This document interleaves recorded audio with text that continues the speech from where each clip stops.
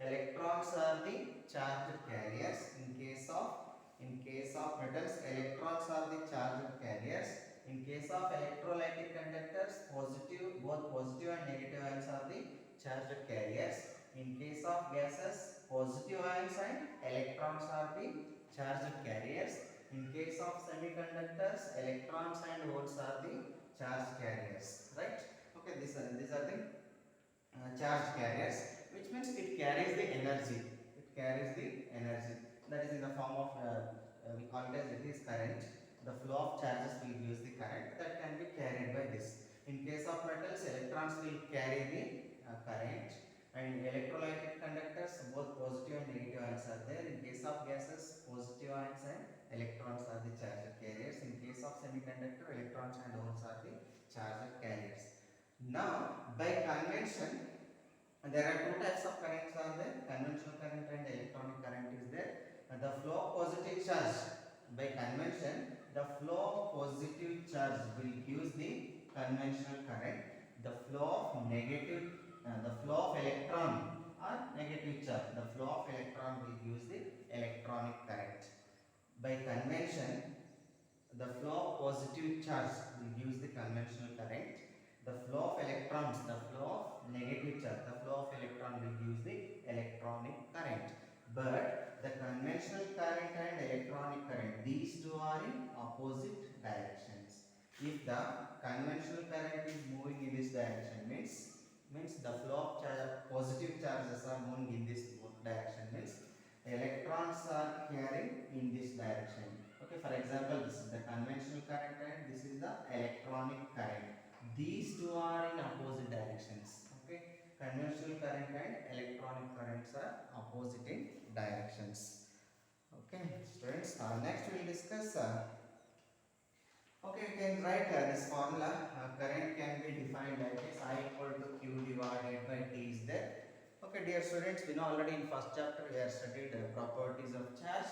Charge can be quantized. Okay, charge can be quantized means Q is quantized. Q equal to N into E.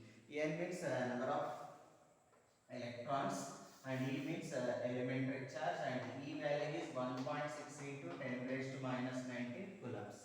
Okay, this is charge. Charge is quantized quantity. Okay, you can write in place of Q, current can be defined like this: Ne divided by T. I equal to Ne into divided by T. I equal to this value. Okay, now we'll discuss related to this chapter. Some basic terms are there. We'll discuss another two terms here, right? Okay, now we'll discuss current density. Next topic is current density. Current density.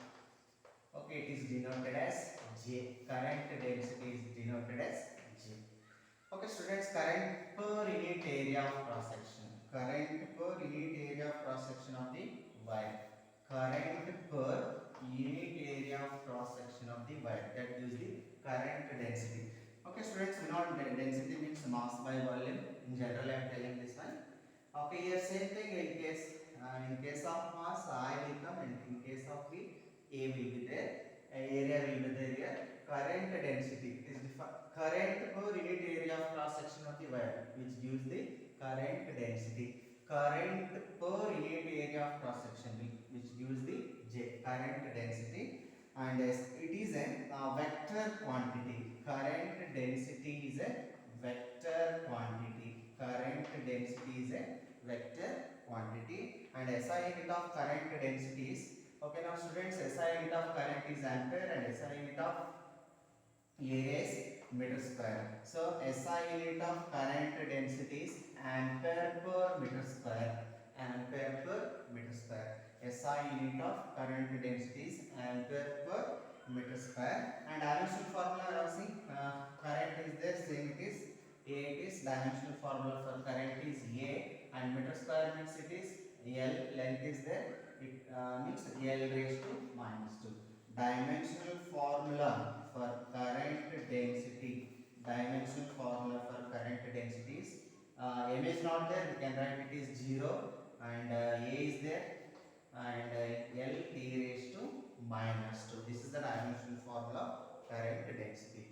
Current per unit area of cross section of the wire, that gives the current density, and it is a vector quantity, and SI unit of current density is ampere per meter square, and dimensional formula of current density is M naught M0 A L raised to minus 2.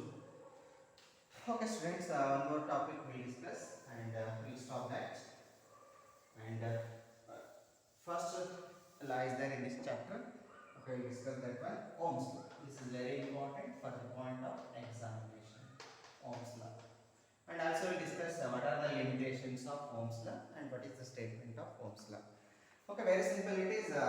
Statement, first I am writing this statement. Statement I am writing here. Current in a metallic conductor, just I am writing I. Current in a metallic conductor, current in a metallic conductor, or simply conductor, metallic conductor is directly proportional to potential difference across the across its ends, potential difference across its ends,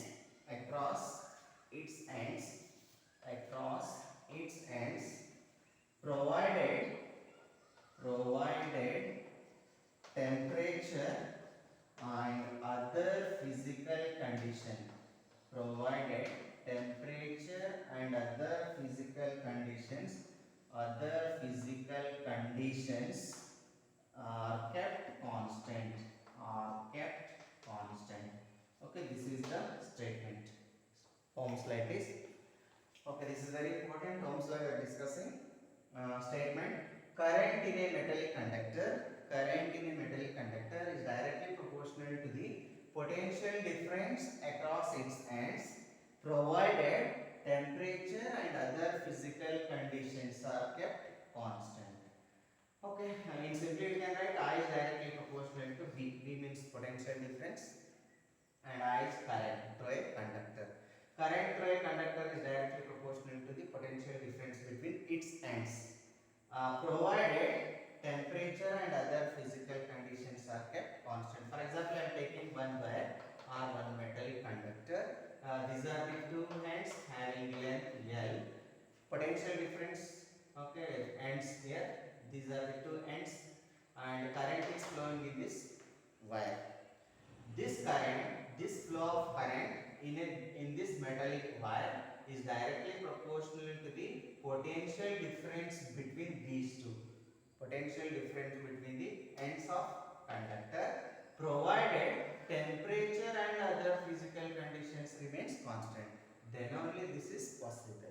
Okay, by using this we can write I is directly proportional to V. The statement is current is directly proportional to potential difference between its ends. This you can write I equal to V divided by R. You can write here proportionality is there, and that proportionality constant will use the R. R means resistance of this conductor or this metallic wire. Here R means resistance of this metallic wire. Okay. Now this formula, Ohm's law, I equal to V divided by R, or simply you can write V equal to I. This is the formula of Ohm's law. V equal to I, or I is directly proportional to V, or proportionality is there. This proportionality constant will use the R. Okay, 1 by R it is proportionality constant, or V is there, V divided by R. Or simply you can write V equal to I. This is V equal to I. Right? I means here current to a conductor, and R means resistance of the conductor. V means potential difference between ends of the conductor. V equal to I. Okay, only this formula is applicable. This Ohm's law is applicable only surrounding temperature or temperature and other physical conditions are kept constant. Then only it is possible. If the temperature varies, means this Ohm's law is not valid. And also some physical conditions is also kept constant. Okay, limitations of this law will discuss. Suppose this law is not applicable for some cases. It is not applicable for semiconductors. It is not applicable for semiconductors. It is not applicable for semiconductors.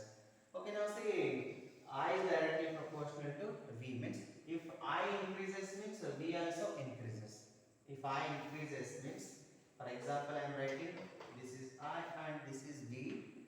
I increases means V also increases. But in case of semiconductor, that is not like that. Okay, semiconductor, it is not there. It is not like that. So this Ohm's law is not valid for semiconductors. It is not valid for conductors at very low and very high temperature. At very low and high temperature. This Ohm's law is also not valid for at very low and high temperatures. And third is it is not valid for superconductor also. It is not valid for superconductors, and it is also not valid for vacuum tubes. It is also not valid for vacuum tubes, etc. Okay, these are some few limitations of Ohm's law. Actually, Ohm's law is not applicable at very high and low temperature, and in case of semiconductor also not applicable. For example, semiconductor means diodes are there, triodes are there. Okay, like this, in this case, this law is not valid. I is directly proportional to V. This is not applicable, right? Okay, once again, Ohm's law.